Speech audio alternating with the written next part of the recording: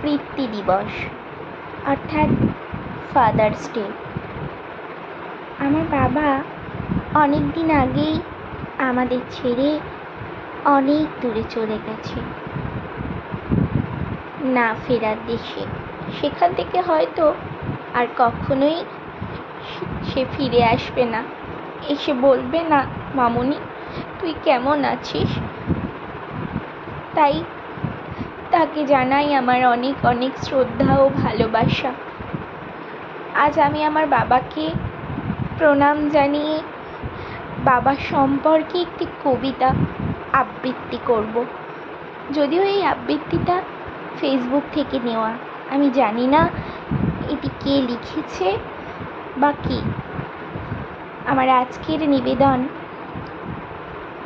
হঠাৎ করেই বড় হয়ে গেছি। বাবা তুমি কেমন আছো আর বলা হয়ে ওঠে না। বাবা তুমি খেয়েছো এই প্রশ্ন আর করা হয়ে ওঠে না। বাবা তোমার শরীর ঠিক আছে আর জিজ্ঞাসা করা হয়ে ওঠে না।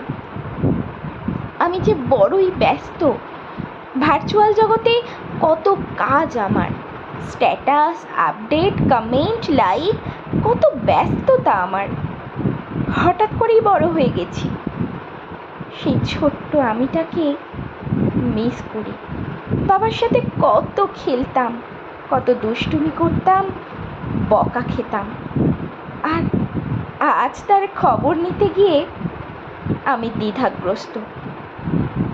বাবাদের বুঝি কষ্ট হয় না? হয়তো, কিন্তু কখনোই আমাদের বুঝতে দেয় না। এই যে কত চাকরি পরীক্ষাতে পাশ করলাম, আমার সাথে বাবাও স্বপ্ন দেখল। তারপর আর ফাইনাল সিলেকশন হলো না। আমার সাথে সাথে বাবাও কি দুঃখ পেল না? একদিন গর্বিত করবই বাবাকে, রাখবো বাবার নাম।